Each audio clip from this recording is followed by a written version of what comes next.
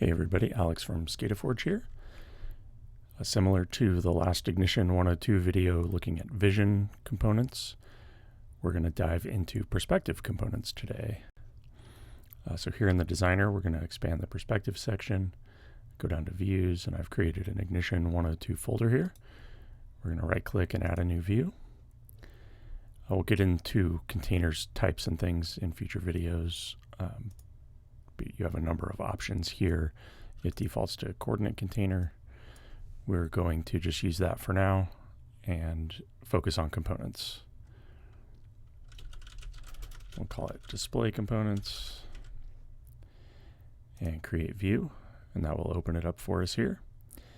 Similar to vision, you'll see here that we have a root container.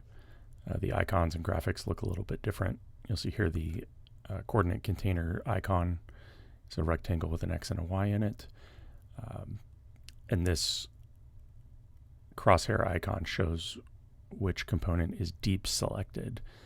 Basically what that means is you can select different containers in your view, and when you drag and drop things into that container, that's where it will go. In this case, our root container is selected, or is deep selected. So when we drag and drop something into that, that's where it's going to live. Similar to vision, we'll go back to the perspective components pane, and we're going to go down to display. Perspective is a little bit simpler than vision in terms of what components are available to display information. We have some more web development focused things like moving analog indicators here, and some graphics like a thermometer and things if we want to display some basic process data, but we don't have the numeric display and text displays separately like we have in vision. So for our major text or numeric display components, we're going to use the label. We'll click and drag that over here.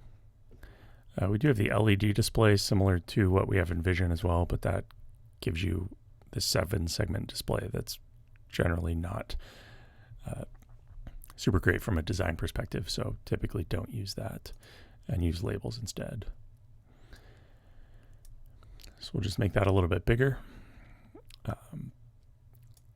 When we're in vision, we have the property browser that defaults to the bottom left. When we're in perspective, the property editor defaults to the right pane here. And similar to vision, this gives us all of our different properties for this component. For a label, we have a text property. That's what we're going to display here. Vertical alignment.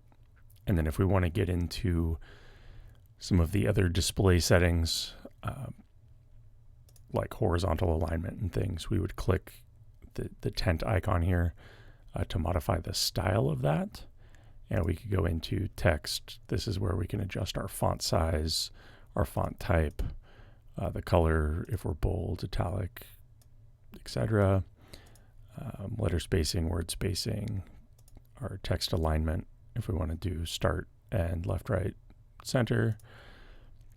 If we want to indent something, or if we want to do a transform, like we want to capitalize things, make everything uppercase, lowercase, or if we want to do underline, strike throughs, or an overline. And some advanced things if our text is longer than the field here, how we would handle that. And then we can also get into background and borders and all of that sort of thing. We'll save that for other videos as well. Then we have our position coordinates here in the coordinate container, width and height if we're rotating anything at all, and then a number of meta properties, the name of the object, if it's visible, what our tooltip would look like, and if we have any context menu items. That would be like if we're right-clicking on it to populate something in the browser. So let's give this a name of label underscore display. And very similar to vision, if we hover over something, we can see the little binding icon pop up. We can click that to add a binding. We can also right-click on a property and go to Configure Binding. And that will bring up a similar binding window to what we have in Vision, where we have tag, properties, expressions. We can also bind to queries and history or something from a different system via an HTTP request. In this case, we'll simply go to a tag binding, and unlike Vision, this gives us all of our options here in one pane. We don't have to have a separate indirect binding type compared to direct, for example. This gives us a tag path that we want to map to, so we'll click the tag browser icon, and we will go to our string value tag. We'll hit OK. And this doesn't need to be bidirectional since it's just a display value. And then we also have in perspective this add transform option.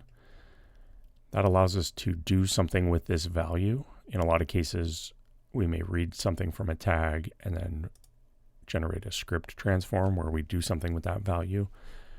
Commonly, that would be something maybe where we're tying to a real-time clock based on the system time, and we want to update everything every 10 seconds. Or if we're looking at a Boolean value and we want to expand that out into something else, say we want to run a query when a value goes to true, we can do all of that with script transforms, and we'll talk about that in future videos in more detail. This also gives us a preview of our binding. In this case, it will return what we see here in blue as text entered, which is the value of our tag here currently. So we hit OK, we see text entered. And if we were to change this,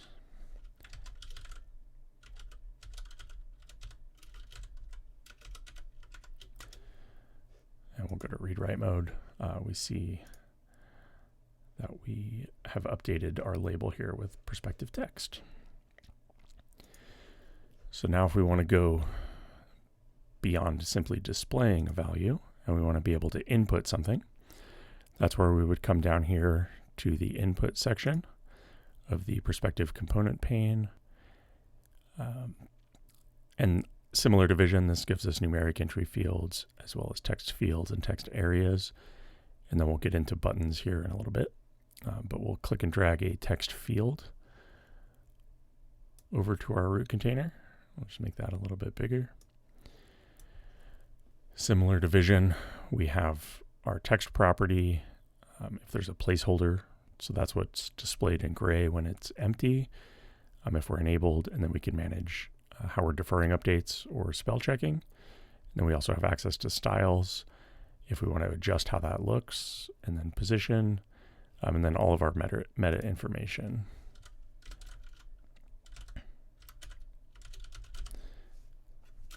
We'll give that a name. And we'll make that an underscore.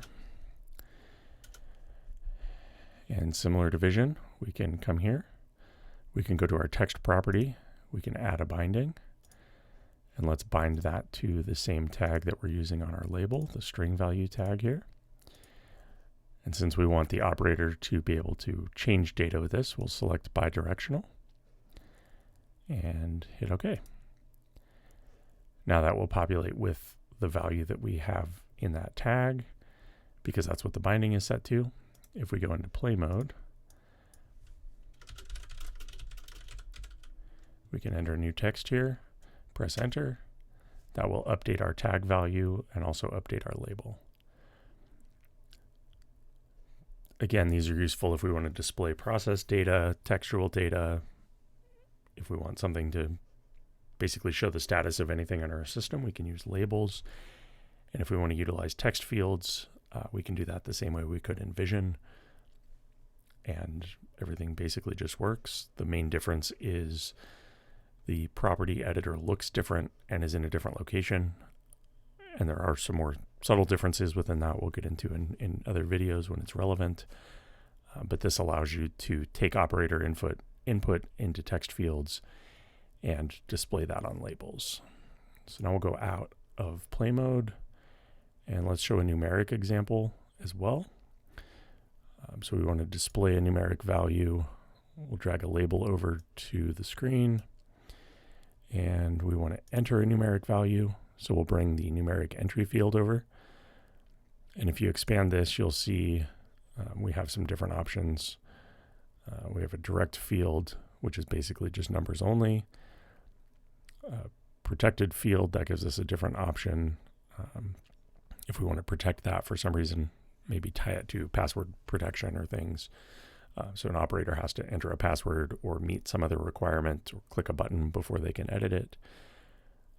Or we can have a button. This is more of a design shift than functionality. If you want to have a button that they click on before they can edit the text, they could do that. We'll just drag over the standard numeric text entry field here. And we will give those names. We'll call this text numeric. Oops. And label numeric. Just make that a little bit wider.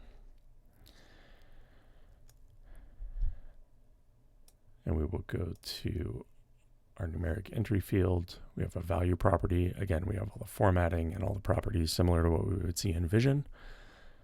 And you can look at the docs if you want to get more detail on all of that.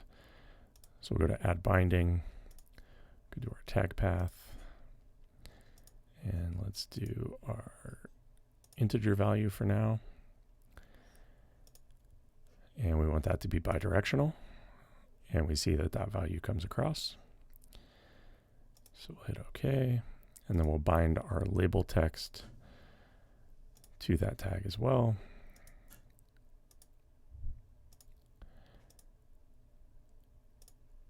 Hit OK. Now we see a value of 150. We go to play mode. Let's go to 299. That updates our tag path and our label. Now you'll notice in Vision we had integer values and floating point values to configure on the numeric text field. In this case, that does not give us the option for that. If we want to bind to a floating point value, we just bind to a different tag for our label, and that will display our value, and we simply bind to the floating point tag here. That stays bidirectional. If we want to adjust our format, let's say we want to go to, say, one decimal place only, we can clear that out of there, and that will update and handle the rounding for us. And we can go through and we can update our value there, and that updates accordingly. But you don't need to go into what type of value it is. Perspective handles a lot of that stuff on the back end for you automatically, which is pretty nice. And we'll go out of play mode. Input. We also have various input fields like barcode scanners if you want to use a camera on a phone, form fields, drop downs, etc. And we'll get into those in more detail in future videos. But we hope that gets you up to speed with what you can do in Perspective with basic display and data entry components. And thanks for watching. Thank you.